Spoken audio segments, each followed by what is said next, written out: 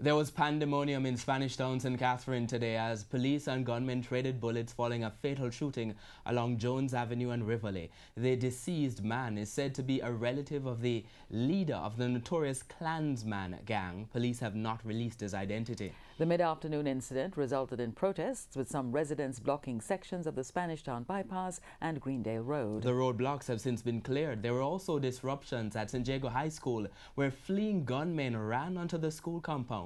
TVJ's Janella Pursues reports.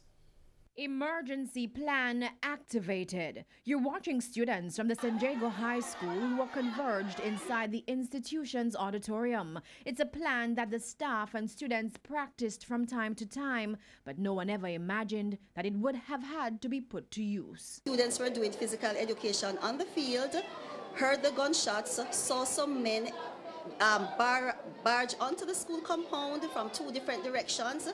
So they informed the office. We activated the plan immediately, called the police who came on spot. As guns barked on the outside, for the most part, the students remained calm, but many parents were on edge. Parent of Jason Marshall, he called me to say that they have been uproar down the school. They have been a what? Uproar down the school. So he's called me to say that if he don't hear from him, and possibly him could get shot. So he's calling to let me know what's happening. So I'm coming down to school now to see what's happening. The school is located in Rivoli, an area prone to violent flare-ups. TVJ News understands that it's not the first time gunmen have invaded the premises, but securing the school has been a long-time problem. There is hardly any fence anywhere. It is low, very low, and so we are so vulnerable in this area. The students are contained in the auditorium and to the right of the auditorium, because to the left of the auditorium is where we would have the low fencing, and as a result of that, anything can happen on that side of the school. The police came, they looked, and they were pleased with what we had done in ensuring the children's safety and the staff.